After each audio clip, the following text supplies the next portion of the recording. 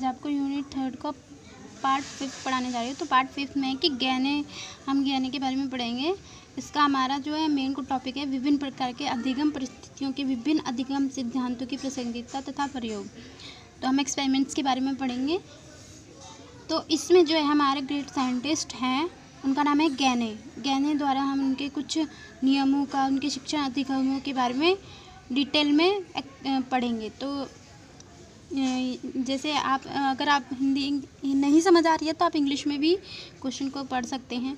जैसे discuss in detail गैने theory of teaching and learning. Obviously जब हम बीएड पढ़ रहे हैं तो हम टीचिंग और लर्निंग के बारे में ही पढ़ेंगे। तो आज का हमारा यही क्वेश्चन है स्टूडेंट्स। रॉबर्ट गैने ने अपने अधिगम में ये बताया है कि सीखने पर अधिक जोर उन्होंने दिया है कि जो अधिगम होता है हमारा, वो निष्पत्ति या उपलब्धि में परिवर्तन की क्षमता को बताता है। इनका मानना है कि जो हमारे अधिगम होता है, सीखने पर अधिक जोर दिया जाता है। इनके अनुसार जो निष्पत्ति या फिर उपलब्धि में परिवर्तन की क्षमता को विकसित करना है, वो ही परफॉर्मेंस चेंजेस कहलाता है। गैने ने अपनी पुस्तक अधिगम की परिस्थितियों में, जैसे परिस्थितियाँ कंडीशन ऑफ लर्निंग में निष्पत्ति या परिवर्तन या अधिगम का 8 वर्ग में विभाजन किया है। गैने के अनुसार अधिगम परिस्थितियों के 2 प्रकार होते हैं। एक होता है आंतरिक परिस्थितियाँ, सेकंड है बाहरी परिस्थितियाँ, यानी इंटरनल कंडीशंस, एक्सटर्नल कंडीशंस। तो इनके 2 कंडीशंस थे जो इन्होंने अपने अकॉर्डिंग निश्चय किए थे। इनका कहना है कि आंतरिक परिस्थितियों में ध्यान जो होती है हमारी अभिप्रेरणा और पूर्व अधिगम द्वारा अर्जित क्षमताओं में शामिल किया जाता है। लेकिन जो बाहरी परिस्थिति होती है वह अंतर्गत विद्यार्थियों में, यानी विद्यार्थियों के बाहर की परिस्थिति अर्थात भौतिक ऊर्जा के विभिन्न प्रकार के परिवर्तन शामिल किए जाते हैं। गैने ने अधिगम में यांत्रिक अनुबंधों पर शास्त्रीय अनुबंध यानी क्लासिकल कंडीशन की अपेक्षा अधिक बल दिया है। उनका मानना है कि हमारे जो बाहरी कार्य होते हैं बच्चों पर अधिक, जैसे आप प्रैक्टिकली कह सकते हैं कि वो बच्चों पर ज़्यादा असर होता है उसका। गैने का मानना है कि अध्यापक और विद्यार्थी में विद्यमान पूर्व अपेक्षित क्षमताओं को प्रयुक्त करने की अपेक्षा विद्यार्थी के बाहर की उपयुक्त अधिगम परिस्थितियों को क्रमबद्ध अधिक लाभकारी सिद्ध होता है। उनका मानना है कि विद्यार्थियों को जो कक्षा में बैठ कर पढ़ाने से अच्छा है उनको बाहर के ज्ञान देना, करंट अफेयर्स या फिर एक्सपेरिमेंट करके चीज़ें बच्चों को अच्छे से आती हैं। तो गैने महोदय ने इस प्रकार की अधिगम परिस्थितियों को अधिगम या सीखने का प्रकार नाम दे दिया है। संक्षेप में बताया जाए तो इसके कुछ निम्न प्रकार की परिस्थितियां हैं। पहला तो है हमारा संकेत अधिगम यानी सिग्नल लर्निंग। इसमें क्या है कि संकेत अधिगम वास्तव में पेवलेव और वाटसन द्वारा बताया गया प्राचीन अनुबंधन है। इस अधिगम प्रक्रिया में प्राकृतिक और अप्राकृतिक उद्दीपन को एक साथ प्रस्तुत किया जाता है। लेकिन पेवलेव के अनुसार घंटी, जैसे किसी डॉग के गले में घंटी बांध दी जाए तो घंटी बांधने से उसके गले में, उसके मुंह से लार ज़्यादा उत्पन्न होता है, जबकि घंटी और खाने को उसके सामने एक साथ प्रस्तुत ही किया जाता है। इस प्रयोग में घंटी संकेत का कार्य करती है। इस प्रकार जीवन में छोटे बच्चों के अक्षर ज्ञान में संकेत अधिगम परिस्थिति को उत्पन्न करता है, जैसे कि क से कबूतर, ख से खरगोश आदि।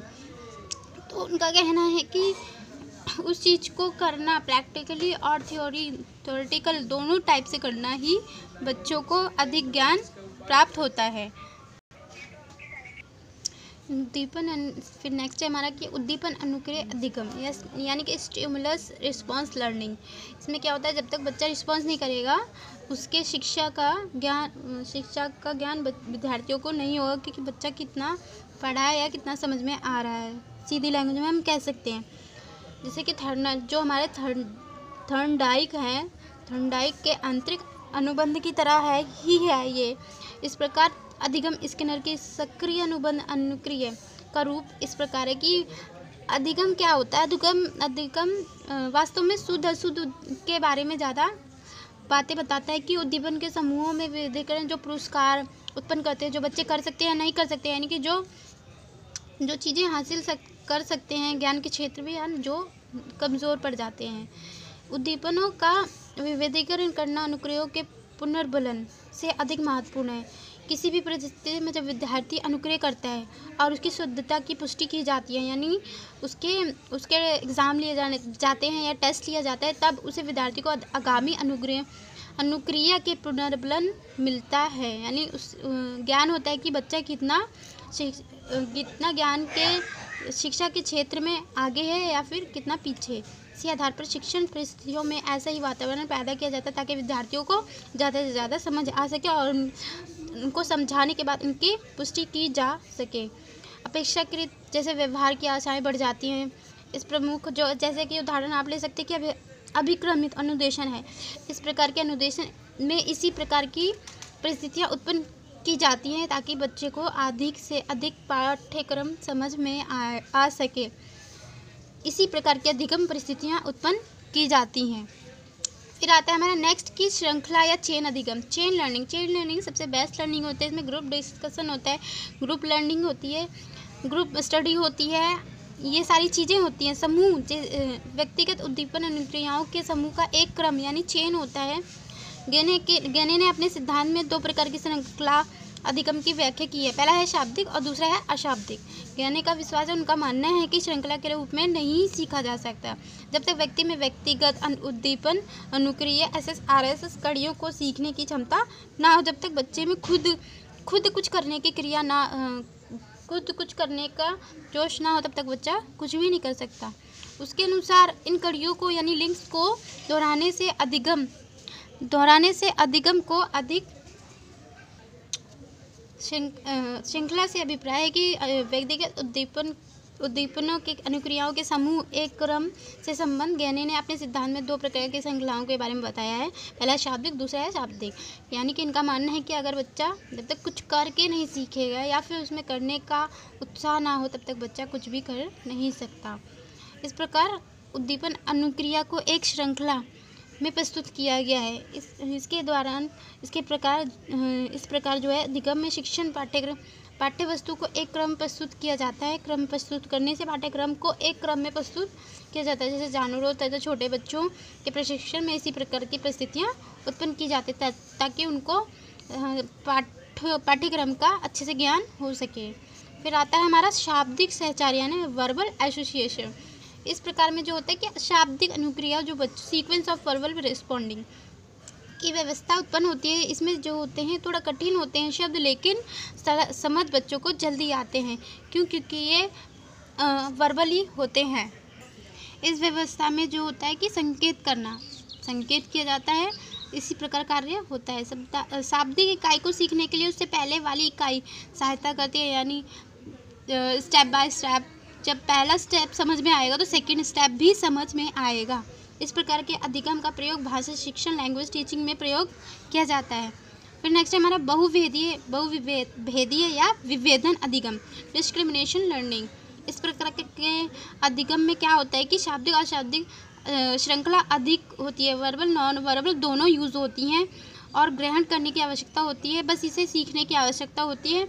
बहुभेदीय अधिगम वह प्रक्रिया जिसमें व्यक्ति विभिन्न उद्दीपनों के लिए विभिन्न अनुक्रियाएं करता है, यानी कुछ उस लेसन को सीखने के लिए वो कई मेथड्स यूज़ करता है या अध्यापक भी यूज़ करते हैं ताकि बच्चों को लेसन ईजिली समझ में आ सके, जैसे कि आप मैथ्स के सम्स कह सकते हैं।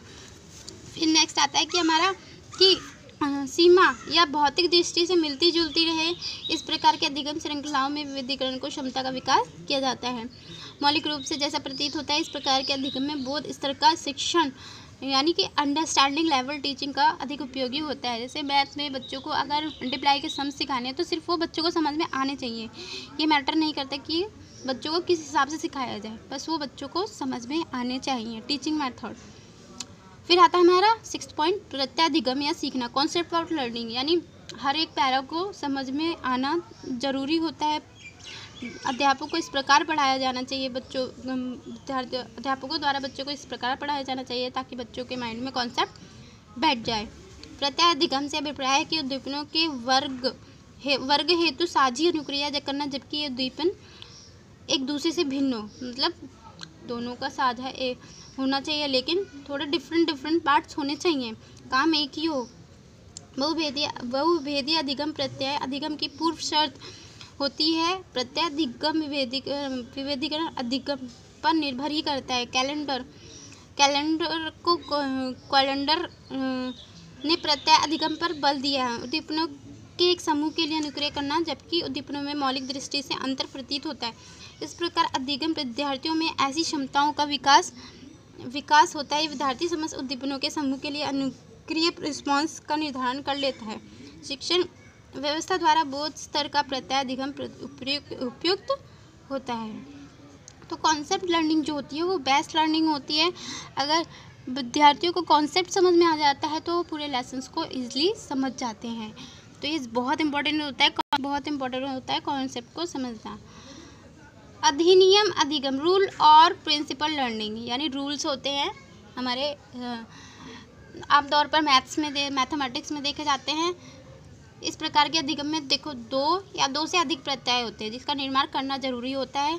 इस प्रकार के अधिगम के लिए 2 या 2 से अधिक प्रत्यय का होना आवश्यक है, यानी कि 2 मेथड्स का होना बहुत इंपॉर्टेंट है, ताकि एक समझ में ना आए तो आप दूसरे मेथड यूज़ कर सको, कि जिससे वह नियमों को शब्दों में प्रस्तुत कर सकें। इसके लिए प्रत्यय अधिगम की पूर्व आवश्यकता होती है। इस प्रकार का अधिगम चिंतन स्तर पर किया जाता है, यानी कि सोच विचार या चिंतन स्तर पर किया जाता है। ऐसी शिक्षण व्यवस्था चिंतन स्तर पर की जाती है। यह व्यक्ति के आंतरिक स्थिति होती है जो उसके व्यवहार पर नियंत्रण करती है। यह सुपर प्रत्यय भी कहलाता है। अधिनियम शब्दों में ज़्यादा व्यक्त किया जाता है, एक्सप्लेन किया जाता है। फिर आता है हमारा 8 पॉइंट, समस्या समाधान से संबंधित अधिगम, प्रॉब्लम सॉल्विंग लर्निंग। कोई भी क्वेश्चन होता है उसमें काफ़ी प्रॉब्लम्स होती हैं, या फिर आप मैथ के क्वेश्चंस करते हैं तो अपने टीचर्स के पास ले जाते हैं और उसके अपने प्रॉब्लम सॉल्व करवाते हैं। तो उसी के बारे में हम पढ़ रहे हैं। समस्या समाधान अधिनियम अधिगम का ही प्रसार है। इस प्रक्रिया का सबसे महत्वपूर्ण भाग क्रियान्वित होता है, यानी कि कार्य करके ही सीखना होता है।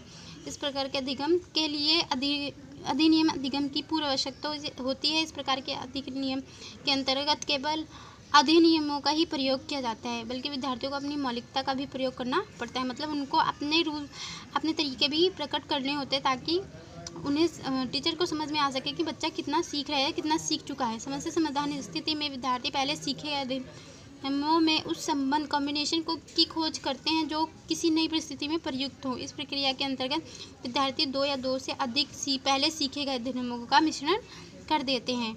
फिर आता है हमारा कि गहने के अनुसार कहना है कि अनुदेशन को एक विशेष क्रम अनुसार प्रस्तुत करना चाहिए। इसी क्रम में से गहने के अधिगम परिस्थितियों का क्रम व्यवहारिक बन पाएगा।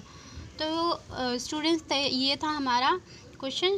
गहने के अनुसार कि बच्चे को कॉन्सेप्ट कौन से लेने चाहिए, मेथड कौन से लेने चाहिए, उन्हें कैसे शिक्षा का ज्ञान कराना चाहिए, या उन्हें कैसे कॉन्सेप्ट में ही ज़्यादा इम्पोर्टेंट देनी चाहिए। ये सारी चीज़ें मैंने इस क्वेश्चन में आपको बता दी हैं डिटेल में। तो इस क्वेश्चन को ध्यान से पढ़िए। अगर फिर भी कोई प्रॉब्लम है तो आप कमेंट करके क्वेश्चन में आपने क्वेश्चन पूछ सकते हैं। तो थैंक यू स्टूडेंट्स।